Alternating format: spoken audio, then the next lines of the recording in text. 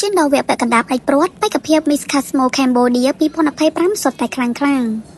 ឈានមកដល់វគ្គពាក់កណ្ដាលព្រាត់នៃការប្រកួត Miss Cosmo Cambodia 2025ការដែលធ្វើឲ្យអ្នកគាំទ្រភ្ញៀវជាតិនិងអន្តរជាតិចាប់អារម្មណ៍យ៉ាងខ្លាំងជាពិសេសក្នុងឈុតហែទឹកឈុតតំណាងជាតិនិងឈុតរាត្រីសម័យស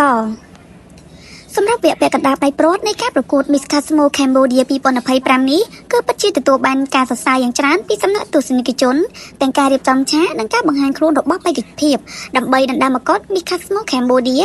2025ទីនឹងចេញទៅឆាកអន្តរជាតិបេក្ខភាព Miss Cosmo Cambodia 2025នៅក្នុងឆ្នាំនេះពិតជាខ្លាំងនិងមានសមត្ថភាពខ្ពស់មែនដែលធ្វើឲ្យគណៈកម្មការមានការពិបាកក្នុងការផ្ដល់ពិន្ទុតែទោះជាយ៉ាងណាគណៈកម្មការទាំងអស់បានឲ្យបេក្ខភាពទាំងអស់ប្រឹងប្រែងបញ្ចេញអស់ពីសមត្ថភាពនៅថ្ងៃប្រកួតរ៉េបដៃព្រាត់នៅថ្ងៃទី30ខែឧសភាឆ្នាំ2025ដើម្បីទទួលបានពិន្ទុល្អពីគណៈកម្មការគូបញ្ជាក់ផងដែរថាការប្រកួត Miss Cosmo Cambodia 2025គឺជាពេលវេលាប្រវត្តិសាស្ត្រមួយក្នុងឧស្សាហកម្មបវរកញ្ញារបស់ប្រទេសកម្ពុជាដែលបានប្រមូលផ្ដុំនៅបវរកញ្ញាសម្រាប់កម្លាំងកម្ពុជាមុខមាត់ថ្មីរួមទាំងឧបត្ថម្ភដែលបំបែកកំណត់ត្រា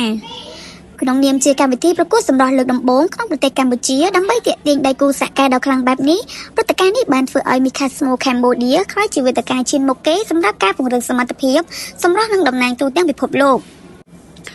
លោកស្រី Fanny Wu អ្នកគ្រប់គ្រង Miss Cosmo Cambodia បានបង្ហាញពីចំណាប់អារម្មណ៍ថា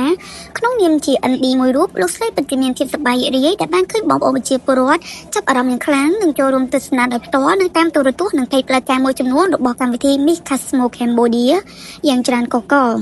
ក្នុងវគ្គពាក់កណ្ដាលផ្ដាច់ព្រាត់នេះពិសេសលោកស្រីសូមថ្លែងអំណរគុណទៅដល់ម្ចាស់ឧបត្ថម្ភកម្មវិធីទាំងអស់ដែលបានសហការយ៉ាងល្អជាមួយនឹងកម្មវិធីមួយនេះ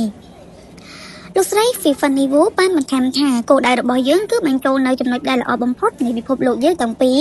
ហើយយើងបានកាន់ជប់នៅទំនិញស្តង់ដារពិភពលោករបស់ Miss Cosmo Cambodia ដែលបានផ្ដល់នូវការផលិតគ្រប់ដំណាក់កាលដែលមានគុណភាពខ្ពស់បេសកកម្មជំរុញឲ្យមានសកម្មភាពនិងវេទិកាដែលមានឥទ្ធិពល